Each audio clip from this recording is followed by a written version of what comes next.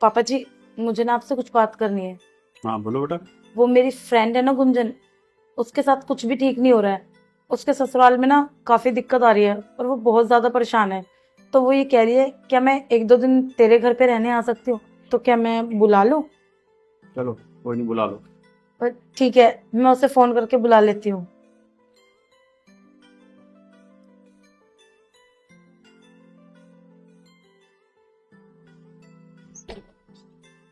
Hello गीत। Hello Gunjan, कैसी है? मैं ठीक हूँ, तू कैसी है? मैं भी ठीक हूँ, आओ अंदर। पापा, ये मेरी फ्रेंड गुंजन, जिसके बारे में थोड़ी देर आपसे बात कर रही थी। नमस्ते अंकल। नमस्ते नमस्ते। आओ बैठो। बैठो।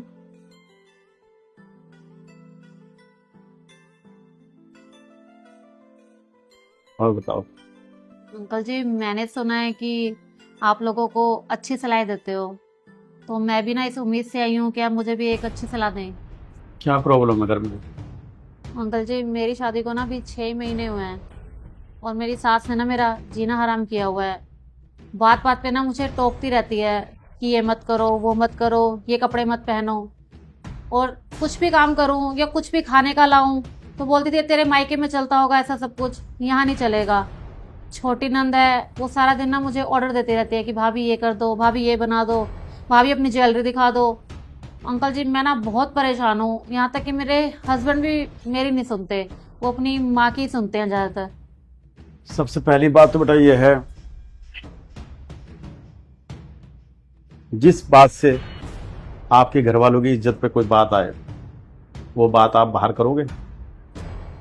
तो सबसे पहली बात यही है कि अगर आपकी कुछ बात बताने से, बाहर बताने से आपके ससुराल वालों का नाम खराब होता है या इज्जत खराब होती है, तो बात बाहर नहीं बतानी चाहिए।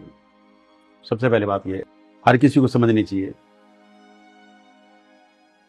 जैसे हम अपने घर पे रहते थे और अब ससुराल में रहते हैं, सेम हिसाब किताब तो मिलेगा नहीं। हर घर में, हर घर का कुछ ना कुछ अलग रूल होता है। तुम्हारे घर के अलग रूल होंगे, तुम्हारे ससुराल के अलग रूल होंगे। अब जैसे तुम बता रहे, तुम्हारी शादी को भी 6 महीने हुए, तो ऐसा कोई परिवार नहीं है जिसकी नई नई शादी हो और आती एडजस्ट हो गए हो।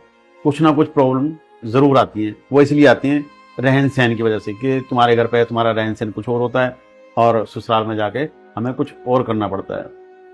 ससुराल में हमें जो है, हमें सास ससुर के हिसाब से रहना पड़ता है।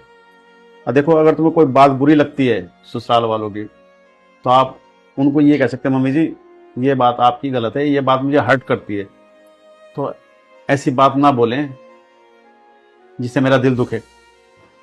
और आप भी उनको ऐसी बात कोई मत बोलो जो उनके आत्मसम्मान को ठेस पहुंचाए। समझे? ज़्यादातर लोग क्या करते हैं, अपने घरों की बात पड़ोस में करते हैं, सहेलियों के साथ करते हैं या दूसरों के घरों में करते हैं। लोग सुन तो लेते हैं, लेकिन बाद में आपका भी मजाक उड़ाते हैं और साथ में आप जिसकी बुराई कर रहे हो उसका मजाक उड़ाते हैं। तो ऐसा काम क्यों करो जिससे आपका भी मजाक बने और आपके ससुराल वालों का भी मजाक बने। असली बहू वो होती है जो घर की इज्जत को बना के चलती है। अब देखो, यहाँ बता दी कोई बात नहीं। देखो, मेरा नेचर और है, मैं बात को फैलाता नहीं, समझाने की कोशिश करता हूँ, बात को बनाने की कोशिश करता हूँ। लेकिन ज़्यादातर लोग चाहते हैं तमाशा देखना। आप जितनी अपने घर वालों की बुराई करोगे ना, ससुराल वालों की बुराई करोगे, वो उतने मजे ले लेके सुनाएंगे, फिर आगे और थोड़ा मसाला लगा के बताएंगे। बात उतनी नहीं होती जितनी आगे मसाला लगा के बताई जाती है। तो जब तुम्हारे ससुराल वालों को बात पता चलती है कि हमारी बहू ऐसी बातें हमारे बारे में कर रही है, वो तो फिर बहुत गलत हो जाता ना। तो आजकल के बच्चों को ये सोचना चाहिए कि घर की बात को बाहर ना फैलाए और अपने घर की डिस्कस जो भी है ना, घर का मसला जो है, घर में बैठ के, सास का साथ मसला है तो सास के साथ बात करें, और नंद के साथ मसला है तो अपने हस्बैंड के साथ, अपनी सास के साथ, अपने ससुर के साथ बैठ के बातें करें, उसका मसले का हल करवाएं। वो कुछ ना कुछ रास्ता जरूर निकालेंगे। ऐसा कोई घर नहीं है, ऐसा कोई पेरेंट्स नहीं है जो अपने घर में शांति नहीं चाहते। या है कोई ऐसा पेरेंट्स? नहीं है ना। हर कोई चाहते हैं हमारा घर, हमारी बहू है, हमारा बेटा अच्छे से रहे, इन्हें कोई तकलीफ ना हो। लेकिन फिर भी बहुओं के दिमाग में ये आता है कि हमारी सास हमें परेशान करती है या हमें सताती है। नहीं सताना चाहते, ना परेशान करना चाहता है। हर कोई हैप्पी रहना चाहता है और हैप्पी अपने परिवार को देखना चाहता है। तो ये बात सबसे पहले दिमाग में लगा लो, अपने घर की बात बाहर शेयर नहीं करनी। अगर कम शेयर करोगे तो ज़्यादा सुखी रहोगे, समझे? और कुछ? ठीक कह रहे हो आप अंकल जी। मुझे ना आगे से कोई भी प्रॉब्लम होगी ना तो सबसे पहले ना मैं अपनी सास के पास जाऊंगी, उनके साथ डिस्कस करूंगी, ना कि किसी बाहर वाले के साथ। सास भी देखो माँ समान होती है। लोग कहते हैं कि बहू कभी बेटी नहीं बन सकती और सास कभी माँ नहीं बन सकती। आप बना के तो देखो ना।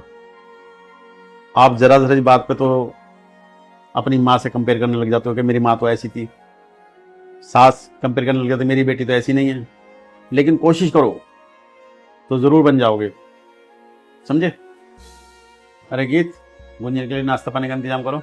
अरे नहीं नहीं अंकल जी, उसकी कोई जरूरत नहीं है। मैं ना नाश्ता अपनी सास के साथ ही करूंगी जाकर। चलो अच्छी बात है। नमस्ते अंकल जी। नमस्ते।